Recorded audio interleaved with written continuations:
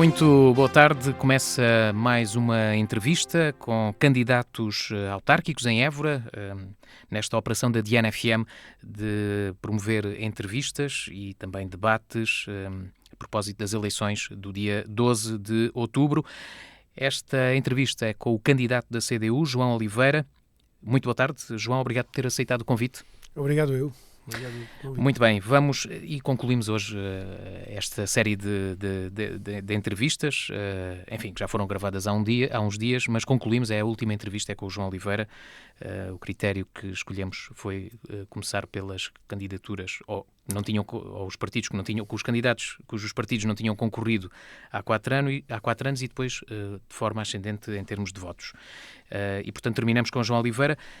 João, eu escolhi aqui alguns temas que tenho falado com todos os candidatos e começava por falar sobre a habitação. É um problema, já aqui também foi dito com outras pessoas, e se calhar o João concorda, é um problema nacional, europeu. Em Évora, eu tenho a ideia que é um problema muito antigo e que sempre se falou do preço dos terrenos, do preço das casas. Qual é a análise que o João faz da situação em termos de habitação no concelho de Évora? Bem, em primeiro lugar, obrigado pelo convite e por esta oportunidade de dar este contributo de esclarecimento para as opções eleitorais que os eburenses terão que fazer no dia 12 de outubro. Espero que daqui por 4 anos possamos encontrar-nos outra vez e, seguindo esse critério, deixar para o fim quem foi mais votado. Espero continuar a ser o último, isso é bom sinal. É sinal que a CDU tinha ganho das eleições agora e com uma maioria reforçada com condições de trabalho, que eu julgo que é fundamental que isso aconteça no dia 12 de outubro. Bem, o problema da habitação de facto é um problema geral, não é um problema de Évora, é um problema do país e de toda a Europa. É um problema que exige soluções em várias áreas, nas questões do arrendamento, nas questões do acesso à habitação acessível e a custos controlados. Portanto, há várias áreas onde é preciso intervir. Em Évora há carências habitacionais, como naturalmente há em todo o lado, e particularmente nas capitais de distrito. Aliás, a gente tem o problema da habitação em Portugal é mais evidenciado nas capitais de distrito. Não há nenhuma capital de distrito onde este problema não seja um problema muito pesado. Évora ainda assim tem uma situação melhor do que muitos outros municípios.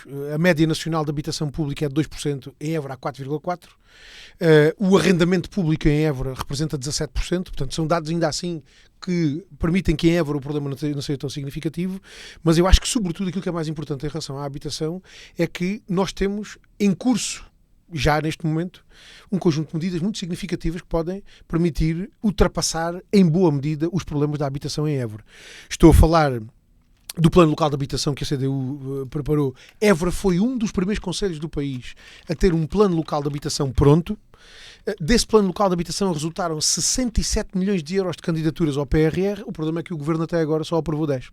Se o Governo já tivesse aprovado os 67 milhões e não tivesse aprovado só 10, nós já tínhamos neste momento, não apenas em curso, mas em alguns casos até já concluídas, soluções de habitação para aproximadamente 500 famílias. É disto que estamos a falar nesta perspectiva mais imediata de que estamos a tratar. Ou seja, a baixa execução do plano local de habitação, a baixa execução é culpa do Governo. São 10 milhões de euros. Quer dizer, a Câmara preparou 67 milhões de candidaturas, apresentou-as ao Instituto de Habitação e Reabilitação Urbana e o Governo até agora só aprovou 10. Destes 67 milhões só aprovou 10. E portanto, se o Governo já tivesse aprovado esses 67 milhões, havia uma resposta habitacional neste momento preparada para cerca de 500 famílias, que não é coisa pouca, ou seja, considerando as necessidades habitacionais que estão identificadas, que foram identificadas no diagnóstico que foi feito, que serviu de base ao Plano Local de Habitação, era uma resposta muito significativa. E há uma particularidade que eu julgo que é importante referir, é que ao contrário de outros municípios, em Évora, o Plano Local de Habitação não foi feito pela Câmara apenas a pensar na intervenção da Câmara. Foi feito envolvendo a Câmara, a empresa municipal, naturalmente a AB Évora, mas envolvendo cooperativas, envolvendo a Santa Casa da Misericórdia, envolvendo proprietários particulares. E, portanto, isso permite, de facto, ter uma abordagem ampla aos problemas da habitação, aproveitando os financiamentos europeus, seja os do PRR, seja os do Programa Primeiro Direito, seja os de outras fontes de financiamento. E, de facto, da parte da autarquia foi preparado todo esse trabalho e uma boa parte dele está em andamento. Aliás, neste momento serão cerca de 200 famílias, 192 para ser exato, serão cerca de 192 famílias aquelas que poderão beneficiar destes investimentos que estão em curso e, naturalmente, se o Governo aprovar todas as outras candidaturas ao PRR e ao Primeiro Direito, podem ser os 67 milhões de investimento a resolver isto. E na opinião do João, não há muito mais a fazer, não há muito mais que a Câmara possa fazer? Foi feito mais do que isso, e há um aspecto que eu acho que é particularmente importante, que é, para além deste investimento direto na requalificação de casas e na construção de casas, para haver uma resposta imediata à habitação, do acesso à habitação, há uma outra coisa que é muito importante. É que foi feita uma alteração ao PDM, ao Plano Diretor Municipal, que permite a construção de 7.000 novas habitações no concelho. 5.000 na área urbana e 2.000 nas freguesias rurais. Isto significa o quê? Que a CDU deixou o concelho preparado para poder receber 15.000 novos habitantes. Ou seja, se toda aquela capacidade de construção que está prevista no Plano Diretor Municipal for utilizada, se aqueles 7.000 fogos forem construídos, como o Plano Diretor Municipal permite, nós podemos receber 15.000 novas pessoas, porque há habitação para elas. Mas esta questão do PDM deixa-me sempre dúvidas, porque depois há candidatos, por exemplo, como o Henrique Sinsin, diz que a área para construção diminuiu. É sempre... É falso. Dizer, tem que se consultar, se calhar é melhor consultar o PDM, não é? Tão simples quanto isto, é falso. Aquilo que houve foi uma regulação da capacidade edificatória com uma preocupação que foi garantir a construção para a habitação acessível e a custos controlados, que eventualmente o Sinsin e o PSD já não queriam. Admito que a solução que o PSD preferisse fosse uma solução que deixasse tudo livre para que houvesse especulação imobiliária. Eu julgo que os aburenses percebem que construir 100 casas a valerem 500.000 euros cada uma, naturalmente não significa a solução de 100 famílias. Porque as pessoas, é verdade, têm meio milhão de euros para comprar uma casa. Claro. E, portanto, a preparação do PDM não permitiu aquilo que o PSD queria, que era campo livre para a especulação imobiliária. E aqueles 7.000 fogos, uma grande parte deles podem ser mobilizados pela construção para a habitação a custos acessíveis e para a habitação acessível e a custos controlados. Para garantir o quê? Para garantir que as camadas intermédias da população possam ter acesso a uma habitação. E essa preocupação também esteve presente no Plano Local de Habitação. Eu queria referir que naqueles 67 milhões de candidaturas que foram apresentadas, aqueles 67 milhões de candidaturas e aquelas 500 habitações que estão previstas não são apenas para a habitação social, ou seja, pessoas que estão em situação de pobreza ou de exclusão social, são também para a habitação, para arrendamento, para camadas intermédias, que são pessoas que têm a vida organizada, que têm trabalho, que têm a sua vida estabilizada, mas não conseguem pagar uma renda de casa ou não conseguem comprar uma casa. E também para essas há uma solução de arrendamento. Deixe-me só fazer ainda sobre esta área, porque temos de avançar rápido para outro tema. Ainda nesta área, queria lhe perguntar, houve-se às vezes críticas aos serviços da Câmara, na demora de licenciamentos, processos parados, basta às vezes até em reuniões de Câmara há arquitetos, enfim, promotores que se queixam disso, que, enfim, se admite que pode haver esse tipo de problemas, ou são situações normais da gestão urbanística da cidade? Vamos ver, há de tudo. E que solução? Há de tudo como na farmácia. Há situações que são empoladas, mas isso eu diria que isso é o papel em que a oposição se quer pôr, mas é nisso no momento. Agora, há objetivamente atrasos no licenciamento, alguns justificados, outros mais difíceis de compreender. Quando um promotor de um loteamento decide que não quer cumprir as regras dos planos urbanísticos, que não quer cumprir as regras urbanísticas, quer dizer, o problema da demora não é dos serviços municipais. Nós temos, infelizmente, exemplos em Évora de loteamentos que só demoraram tempo a serem resolvidos. Porquê? Porque os promotores de lotamentos não queriam cumprir as regras urbanísticas. Mas os serviços da Câmara Municipal não podem passar por cima das regras urbanísticas. E, portanto, os atrasos dos serviços nesses casos não são da responsabilidade dos serviços municipais. Agora, há também os outros. Há também as outras situações em que há, de facto, demoras nos licenciamentos, não apenas urbanísticos, mas de outra natureza, e isso são problemas que nós temos soluções para os atacar. Quais são as soluções que nós temos para os atacar? É o reforço da capacidade de resposta dos serviços municipais. E esta questão, o Sérgio está a colocar lá a propósito da habitação, mas eu digo, a propósito de tudo. Falemos de licenciamento urbanístico, falemos de outro tipo de licenciamento, falemos da resposta aos empresários, às associações culturais e desportivas, falemos da higiene, da limpeza, da reparação das estradas. Nós precisamos de ter serviços municipais com mais capacidade de resposta. Porque se nós tivermos serviços municipais com mais capacidade de resposta, nós temos na mão os instrumentos para resolver todos esses problemas. Não ficamos dependentes de empresas que vamos contratar fora, que depois não sabemos se estão disponíveis, quando é que estão disponíveis, qual é a qualidade do trabalho que fazem. E, portanto, na higiene, na limpeza, na reparação das estradas, no licenciamento, na resposta aos empresários e às associações, é preciso mais capacidade de resposta dos serviços municipais. Isso implica 4 coisas. Implica, nos casos, reorganização dos serviços, porque efetivamente a reorganização dos serviços é necessária em alguns casos para que essa resposta seja mais próxima, mais eficaz e mais rápida. É preciso mais trabalhadores também. Porque há circunstâncias em que a gente não pode resolver o problema sem mais trabalhadores. A gente ouve o PS e o PSD queixam-se da higiene e da limpeza, mas não quiseram contratar mais trabalhadores para a higiene e para a limpeza. Queixam-se da reparação das estradas, mas não quiseram investir, não permitiram o investimento, quer nos trabalhadores, quer nas máquinas que era preciso para garantir essa solução. Ora, nós achamos que a solução não é contratar fora, é reforçar a capacidade de resposta dos serviços municipais, e essa necessidade é uma necessidade praticamente transversal. João, e isso depois não faz aumentar, enfim, a despesa com salários da Câmara, porque hoje em dia era uma questão mais à frente das contas municipais, mas pronto, podemos tratar de... Muito bem, então já lá vamos. Resposta direta à pergunta, mesmo que aprofundemos depois. Fica mais caro contratar empresas fora do que ter serviços feitos a partir de dentro. E o aumento do número de trabalhadores da Câmara não foi propriamente porque a Câmara contratou trabalhadores, foi porque o Governo nos passou os trabalhadores das escolas para cima.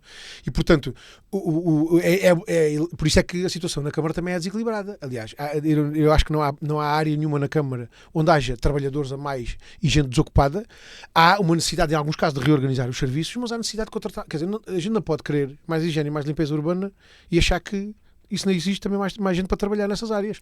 Em todas as áreas, né? E, portanto, esse reforço da capacidade de resposta é absolutamente essencial. Então, está a dar resposta ao segundo tema que eu ia lançar, que é a limpeza urbana. De facto, há alguns problemas, os hábitos das pessoas mudaram, é verdade, mas também tem havido alguns problemas da Câmara com dificuldade para dar resposta, não é? É evidente. Parece-me que isso é evidente. Ou seja, nós temos que atacar esse problema com duas linhas de solução. Uma, o reforço dos serviços municipais, como lhe estava a dizer, e uma outra, o da intervenção junto das pessoas para sensibilizar e fiscalizar. Porque isto também não vai só com sensibilização. Quer dizer, há comportamentos completamente incompreensíveis. Quer dizer, as pessoas habituaram-se a despejar todo o tipo de lixo em todo lado. As pessoas põem sofás, mesas, cadeiras ao lado dos ecopontos, ao lado dos contentores. Quer dizer, eu cresci numa cidade que tinha a marca de Évora Cidade Limpa. E as pessoas preocupavam-se com a limpeza, as pessoas tinham preocupação, cuidavam do espaço público, cuidavam. Agora as pessoas parecem perder o cuidado. Eu acho que isto também não é um problema só de Évora, porque andando por outras zonas do Alentejo e até por outras zonas do país, eu acho que isto é um problema que se calhar ainda é um resquício da pandemia que a gente tem que pôr para trás das costas. Agora, essa dimensão é uma delas, ou seja, tem que haver sensibilização das pessoas para a necessidade de depositarem o lixo em condições. E tem que haver fiscalização, porque também há muitas circunstâncias em que o problema que nós temos é outro problema. Se há empresas que vão despejar todo o tipo de entulhos e todo o tipo de lixos de atividades que fazem nos contentores urbanos, porque não querem pagar as taxas do aterro, isso tem que ser fiscalizado e essas empresas têm que ser penalizadas por isso. Mas eu já ouvi o Presidente Carlos Pinto Sá dizer que depois os processos, enfim, aumentando a fiscalização, depois as multas não dão em nada porque chegam ao tribunal não... Mas é isso, tem que se tornar eficaz o sistema de fiscalização e tem que se tornar eficaz o sistema de fiscalização para que quem prevarica seja punido e perceba que com a punição que sofre isso não lhe compensa. As multas têm que custar mais caro do que o depósito no aterro, como deve ser. Porque se as multas forem mais caras do que é o depósito no aterro, as empresas percebem que não podem andar a fazer aquilo que fazem. E, portanto, quando falo de sensibilização e fiscalização, estou a falar deste conjunto de questões. Há, naturalmente, uma primeira parte, que foi aquela que falei, que é da responsabilidade direta da Câmara e que tem que ser resolvida. Da Câmara e da Câmara na articulação com a GESAMB, porque em alguns casos estamos a falar da articulação com a GESAMB, e, portanto, naquilo que diz respeito aos serviços, à Câmara, o que é que nós entendemos? É preciso reforçar essa capacidade de resposta que falava há bocado, com trabalhadores, com máquinas e meios operacionais para fazer isso e também com uma organização dos serviços que permita aquilo que nós já tivemos. Neste caso como noutros, não é preciso inventar a roda. Nós precisamos que os cantoneiros de limpeza estejam afetos a cada cantão. Porque se nós tivermos um grupo de cantoneiros afetos a uma determinada zona do território, a população daquele território conhece as pessoas que fazem a limpeza. E as pessoas que fazem a limpeza sabem o que é que limparam ontem e o que é que têm que limpar hoje. E o que é que vão limpar para a semana. E qual é o sítio daquele espaço do território onde têm que intervir. Ora, isto faz com mais trabalhadores, com um outro tipo de organização de serviços. E com capacidade operacional também, porque há problemas que há 20 anos a gente não tinha o problema do glifosato. Hoje não se pode usar o glifosato. O glifosato era muito eficaz para acabar com as ervas, mas ele hoje está proibido. E, portanto, essa capacidade de resposta dos serviços municipais é absolutamente decisiva e a articulação com a GESAM também tem que ser feita de outra maneira. E há também o tipo de intervenções, por exemplo, uma das propostas que nós vamos avançar é a ideia da criação de ecocentros para depósitos de monos e outras e outro tipo de objeto de lixo, de resíduos. Ou seja, que as pessoas conseguem levar para lá e depois... Exatamente. E, portanto, que facilite também a recolha, facilite também a capacidade de recolha na prática, que otimize o funcionamento do serviço de recolha para garantir que ele possa ser feito de forma mais adequada, mais compatível com as necessidades das pessoas. E na articulação com a GESAMB, a propósito daquilo que são os resíduos que são da responsabilidade da GESAMB, naturalmente isso também tem que ser feito. Não é a responsabilidade direta da Câmara, é da GESAMB, mas na articulação da Câmara com os serviços da GESAMB também tem que se melhorar por aí. Portanto, nós temos soluções para essas questões. Muitas delas não são... Quer dizer, eu acho que isso não é um bicho de sete cabeças. Aliás, a discussão que temos feito mostra-nos que todas estas soluções são realizáveis. Tínhamos nós condições para as pôr em prática, tínhamos nós uma maioria que nos dê capacidade de trabalho e essas soluções... Muito bem. Lá mais para a frente desta entrevista vamos falar sobre as condições de governação e das perspectivas que estão em cima da mesa. Falávamos agora de saúde. Acho que o novo Hospital Central do Alentejo é um dos temas principais nesta área da saúde. Nos últimos anos há um impasse com a Câmara, acusa o Governo acusa a Câmara. Como é que se isto ultrapassa? Por causa das acessibilidades e das infraestruturas, não é? Olha, Sérgio... Porque, obviamente que a obra é da responsabilidade do Ministério da Saúde. Exato. Eu, como sob o Hospital de Évora, já levo 18 anos de discussão e de intervenção, como me posso orgulhar de ter, inclusivamente, contribuído para desbloquear a obra do hospital. Bem, para além desse trabalho político no Parlamento, também foi muitas vezes falado aqui, estive aqui, exatamente. E, portanto, neste estúdio. Eu fico muito satisfeito por perceber que os eburenses me reconhecem pelas coisas boas que eu procurei ao longo da minha vida fazer por Évora e pelo Conselho de Évora, e mesmo que isso cause muita mágoa a outros candidatos, têm eles que resolver esse problema, têm que fazer alguma coisa boa para o Conselho e para a cidade para poderem também ter esse reconhecimento. Mas isto a mim é uma coisa que me dá muito orgulho. Mas vamos lá ver uma coisa. Sobre o hospital, eu acho que o ponto de situação é muito fácil de fazer. A construção do novo hospital leva 25 anos de atraso.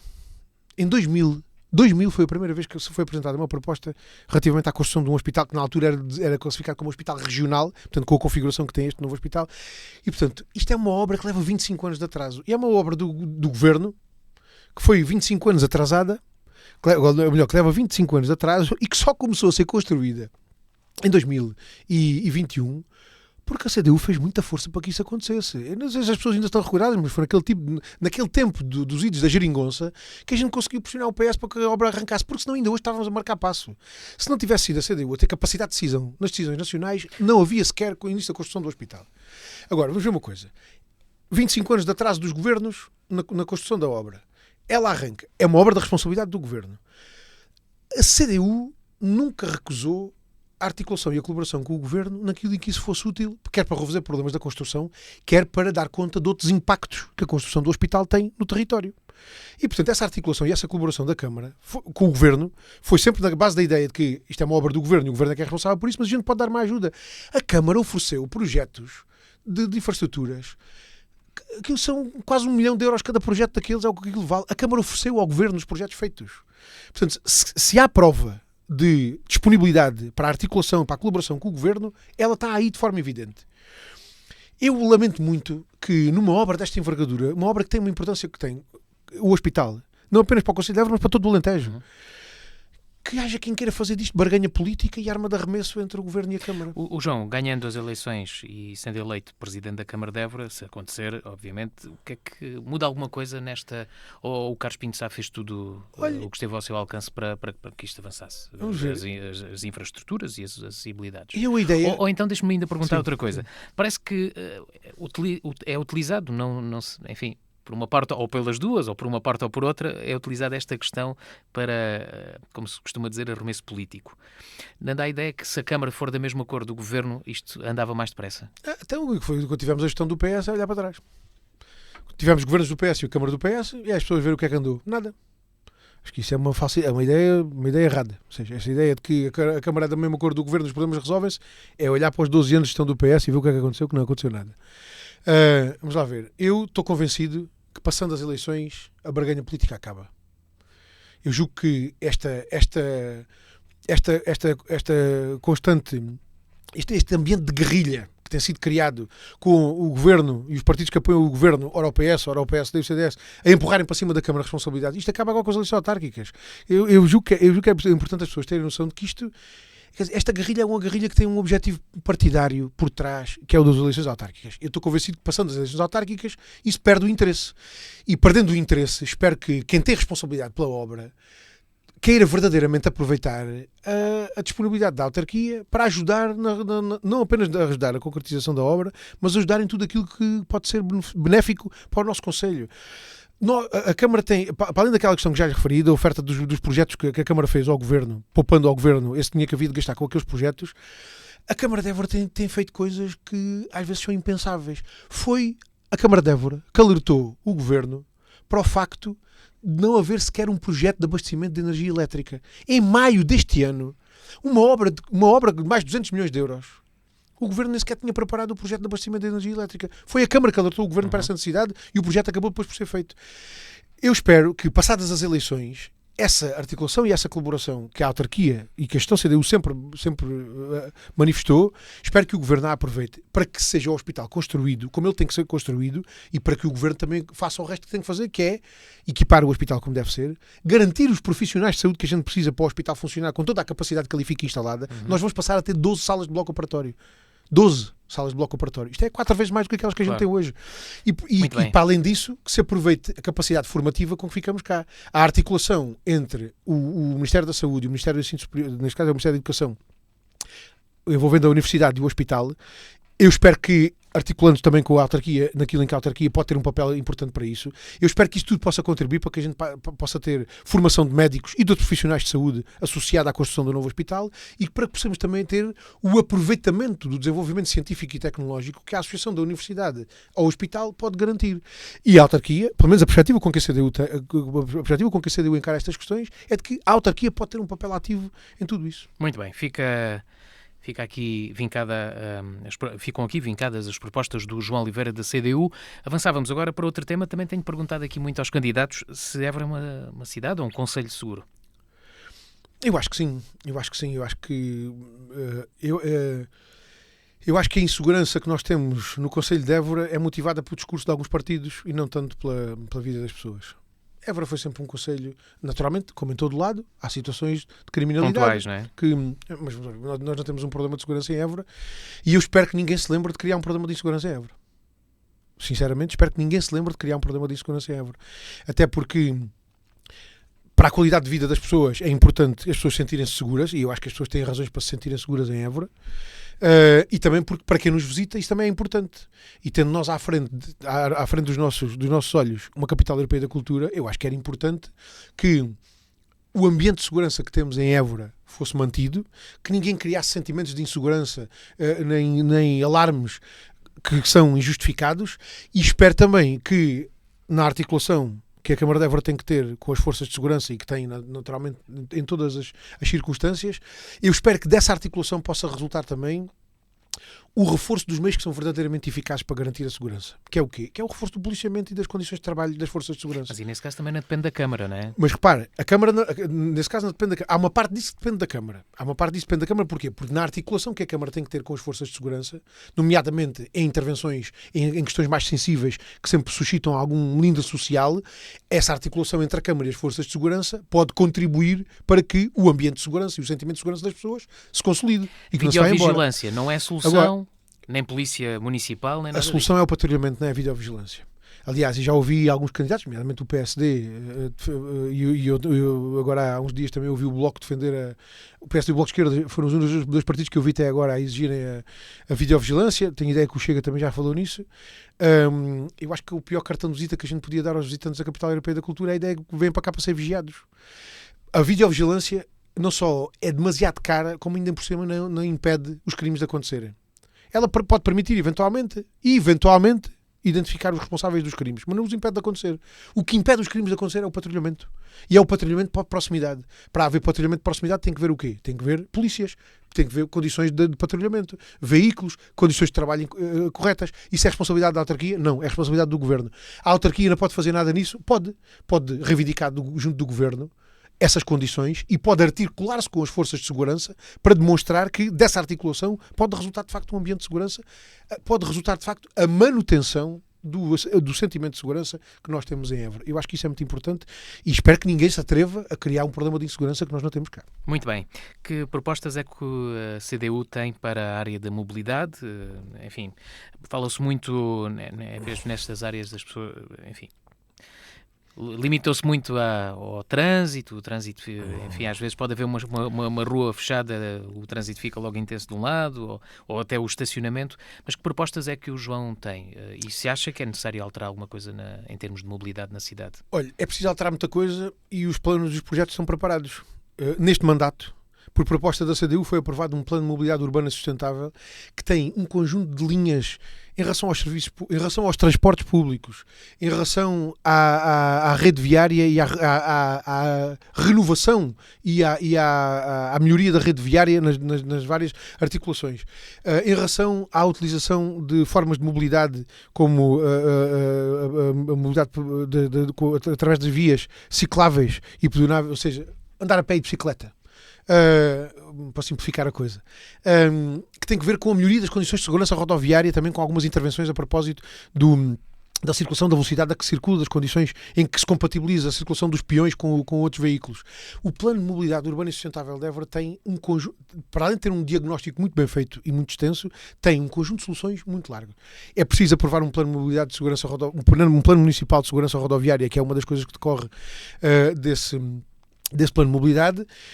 É preciso fazer intervenções na rede viária, não só para garantir a melhoria do estado de conservação da rede viária, mas para garantir novas ligações rodoviárias que permitam a fluidez do trânsito. Por exemplo, um dos compromissos que nós assumimos é o de trabalhar para que seja concretizado o projeto que existe há 20 anos e que foi metido pela gaveta ainda na altura do Presidente Zé Ernesto com o PS e que precisa de ser recuperado, que é o da conclusão do ramo nascente da Circular Évora. Quando a gente sai dali da rotunda do Ícaro, da rotunda do Seminário, em direção a Estremoz, a gente chega lá ao fim da segunda rotunda e só pode virar para a esquerda para ir para o Frei Aleixo. As saídas da rotunda estão criadas, não é? As saídas da rotunda estão criadas, elas têm que ser concluídas para fazer todo esse ramo nascente da circular, para fazer as ligações ao IP2, para fazer a ligação à rodovia. Ou seja, nós precisamos daquela ligação, não apenas para garantir melhores condições de mobilidade em todo o tecido urbano da cidade de Évora, mas para garantir também que, a partir da construção dessas vias, nós podemos infraestruturar os terrenos e criar habitação, criar zonas de atividade económica, criar tudo aquilo que pode ser criado. E a Câmara tem verbas para poder fazer essa obra? Tem que se ir à procura do financiamento para isso. Não há fundos europeus, não é? Pelo menos... Vamos ver, tem que se ir à procura do financiamento para isso, porque isso não é impossível. Não é impossível encontrar linhas de financiamento para a construção daquela obra, até porque em alguns casos aquilo também envolve ligações a estradas nacionais e, portanto, há ali uma circunstância, digamos assim, complexa, mas pode permitir o acesso a financiamento. E um dos compromissos que nós temos é isso, é criar as condições para que aquele projeto seja concretizado. Porque o projeto está feito há 20 anos. Há mais de 20 anos. O projeto está feito há mais de 20 anos. E se nós tivermos aquele ramo nascente da circular que liga na prática aquela zona ali do Frei Aleixo, pronto, aquela zona do Frei Aleixo até ao bairro São José da Ponte, o que isso significa de desafogo do trânsito do centro da cidade, ainda por cima na articulação com o IP2, é uma coisa imensa. E só isso melhora em muito as condições de mobilidade no centro da nossa cidade e, naturalmente, nas circulações, na circulação regional e interregional que se faz atravessando a nossa cidade. Há o investimento no transporte público é um investimento absolutamente decisivo. Não apenas aliás, há um problema em Évora que é um problema comum ao resto do país e até ao resto da Europa. Em toda a Europa ainda não recuperámos a utilização do transporte público que havia antes da pandemia. E, portanto, isto não é um problema só de Évora, nem é só um problema de Portugal, é um problema mais geral. Évora tem um bom sistema de transportes públicos ou também precisava de... Ele precisa de ajustes. Isto é inegável. O sistema de transportes públicos em Évora precisa de ajustes. Com mais carreiras... Esses ajustes, eu diria, com mais carreiras... Os autocarros são novos, portanto aí não... O aumento da oferta... Sim, foi feito um investimento nos autocarros, particularmente nos autocarros elétricos, que até em questões ambientais foi um investimento importante, mas é preciso melhorar a oferta. Melhorar a oferta significa o quê? Significa mais carreiras, horários mais adequados às necessidades das populações, circuitos mais compatíveis com as deslocações que as populações fazem, não apenas nas deslocações pendulares que a população faz, de casa para o trabalho e do trabalho para casa, mas também para o tipo de atividades, para atividades culturais, desportivas. Nós precisamos fazer um investimento no nosso sistema de transportes públicos que garanta a utilização mais massiva dos transportes públicos e, em alguns casos também, avançando para linhas de gratuitidade, de extensão da gratuitidade de utilização dos transportes públicos para alguns segmentos da população, eventualmente com o objetivo da gratuitidade universal dos transportes públicos. Há um aspecto que eu queria tocar ainda a propósito disso, tem que ver com o estacionamento, o sistema de estacionamento, porque há uma linha de intervenção que tem que ser feita também na requalificação do estacionamento. Foi feito já neste mandato duas coisas muito importantes: a requalificação do estacionamento atrás do Direto Garcia de Rezende e também aquela intervenção no Recio. A intervenção no Recio podia ter tido ainda um maior fôlego, porque, como o Sérgio sabe, o projeto de intervenção no Recio, para além daquilo que lá está, incluía também a criação do centro de acolhimento ao visitante, naquela zona direita onde antes estavam os pavilhões da reforma agrária, portanto aquele espaço todo ali à direita, em frente ao Monte Alentejano, estava previsto a criação do centro de acolhimento ao visitante, que permitisse o quê? Que permitisse que os autocarros estacionassem, as pessoas tivessem um primeiro contacto com a cidade, com o concelho, com os operadores turísticos. A oposição não permitiu que isso acontecesse. Chumbaram essa parte do projeto. Ora, eu até hoje continuo sem perceber porquê, não sei, por pirraça política, mas é uma pena que Évora fique prejudicada por pirraça política da oposição, porque se nós tivéssemos hoje o Recio de São Brás completamente reabilitado, incluindo com essa questão do centro de acolhimento ao visitante, até desse ponto de vista tínhamos uma cidade em melhores condições de receber os visitantes. Agora, há coisas que nós vamos fazer a propósito da Capital Europeia da Cultura que também mexem com o estacionamento. Vou dar o exemplo. Tem de ser rápido, que ainda temos aqui dois ou três temas. Então vou ser muito rápido. O projeto que está na Capital Europeia da Cultura de construção do pavilhão multiusos ali às portas da Viz não é só a construção daquele pavilhão multiusos para fins culturais e desportivos.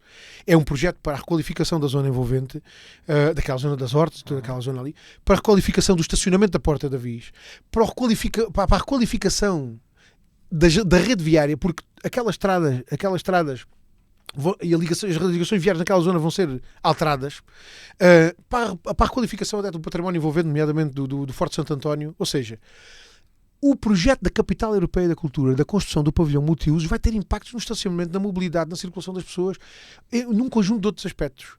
E, portanto, eu julgo que é aproveitando essa boleia da Capital Europeia da Cultura que a gente também tem que fazer alguns investimentos que, ficando para lá da Capital Europeia da Cultura, por exemplo, em relação à mobilidade e aos transportes, nós vamos ter que preparar a cidade para receber os visitantes para a Capital Europeia da Cultura, e é importante que aquilo que vamos fazer para isso fique para depois da Capital Europeia da Cultura em benefício das populações e do Conselho. Muito bem, está lançado o tema da Capital Europeia da Cultura. Nesta, enfim, agora eu propunha falarmos um bocadinho sobre cultura. Qual é o modelo cultural que o João defende para Évora? Olha, aquilo que defende é aquilo que a CDU tem defendido sempre e que tem dado tão bons resultados, que é ter na cultura e no associativismo vetores essenciais do nosso desenvolvimento.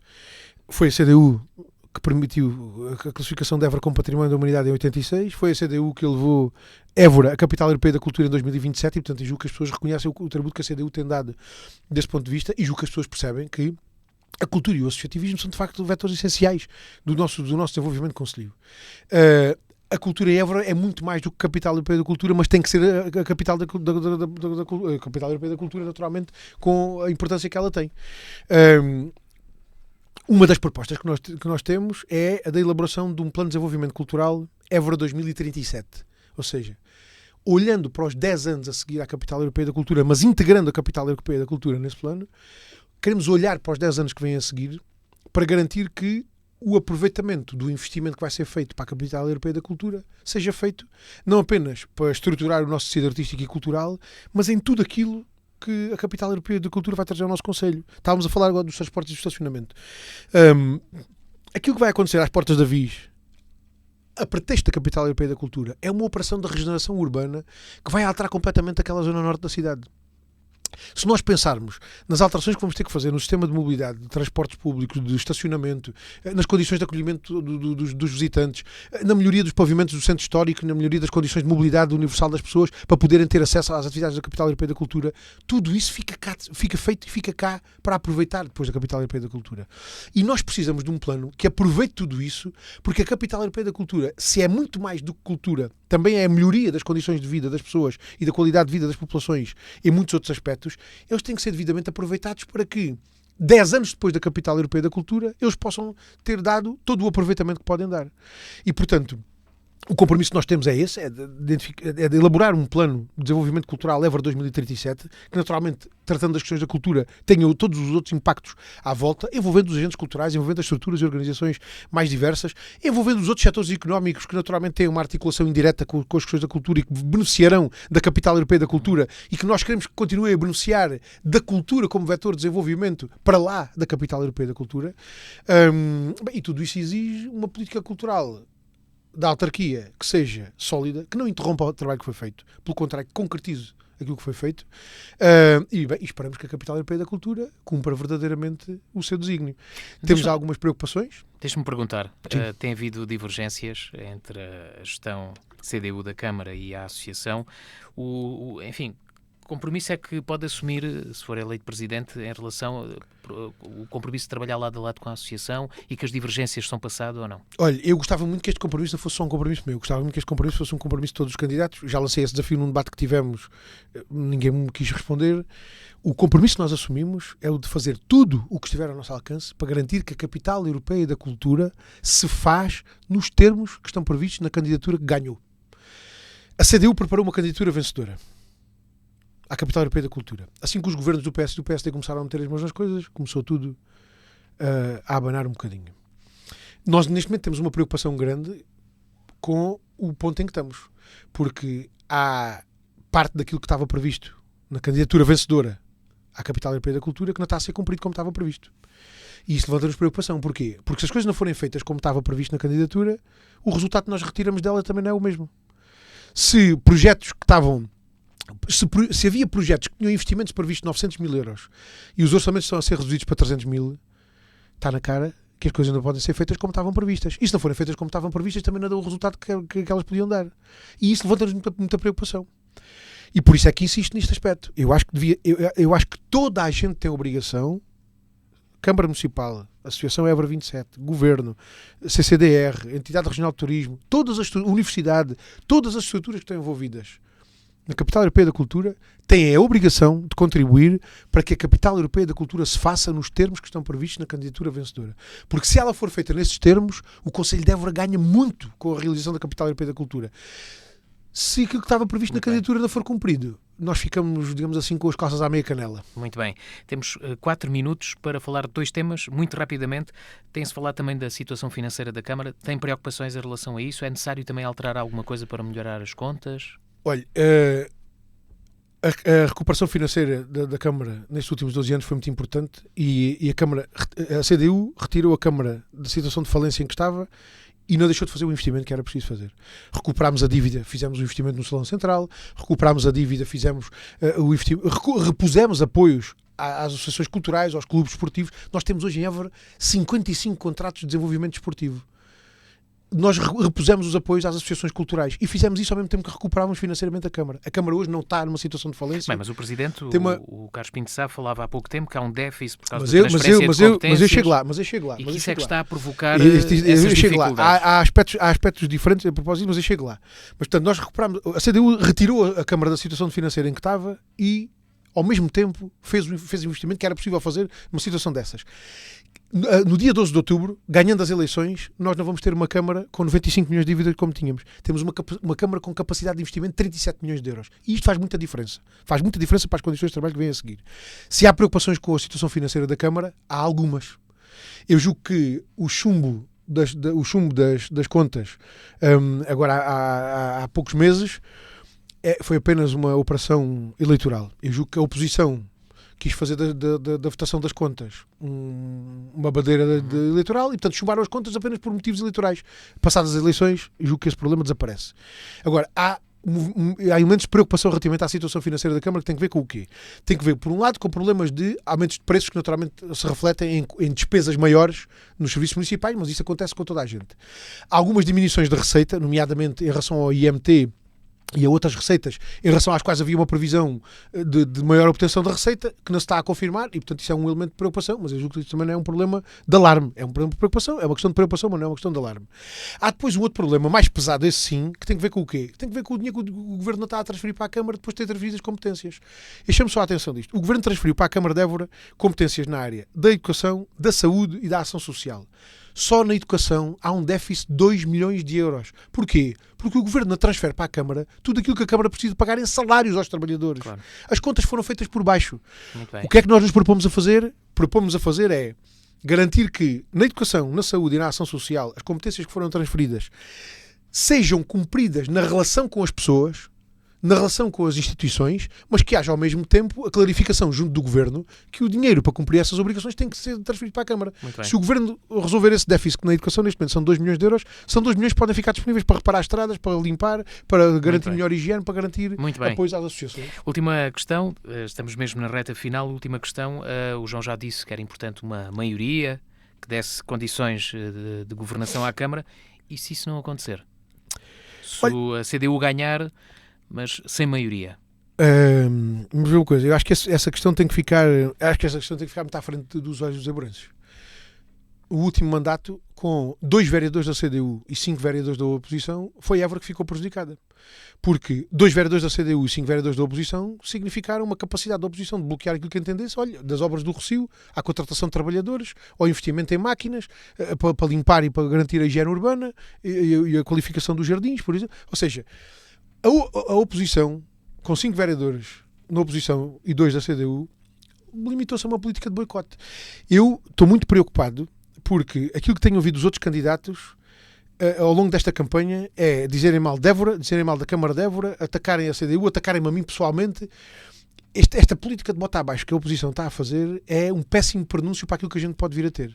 E, portanto, eu acho que os aburenses têm que olhar para estas questões. Depois não há condições para haver uma negociação. Repara uma coisa, eu tenho feito um bocadinho de ouvidos mercador a estas coisas todas, porque se a gente entrar numa lógica de confronto e de conflito uns com os outros, de facto, ficamos com pouca capacidade de diálogo para depois das eleições. Agora, eu espero que os aburenses percebam que deixar a autarquia numa situação de fragmentação como esta que tivemos e deixar a autarquia, na prática, sequestrada pela capacidade da oposição, pela capacidade de boicote que a oposição queira fazer, é um prejuízo enorme para a Évora. E por isso é que eu espero que os aburenses deem à CDU uma maioria reforçada nas próximas eleições, que nos dê condições de trabalho, porque uma maioria reforçada da CDU com condições de trabalho não significa que vamos ignorar os outros. Significa é que temos condições para fazer o trabalho, ouvindo e integrando as opiniões e propostas dos outros, porque essa é a prática da CDU, nem andarmos de olhos fechados, nem de ouvidos tapados para aquilo que os outros nos dizem. Muito bem, obrigado, João, por esta entrevista. Ora é essa, obrigado. Ficamos por aqui. Da minha parte, espero que estas entrevistas possam ajudar os eleitores de Évora a escolher no próximo dia 12 de outubro. Eu também espero. Muito boa tarde. Muito obrigado.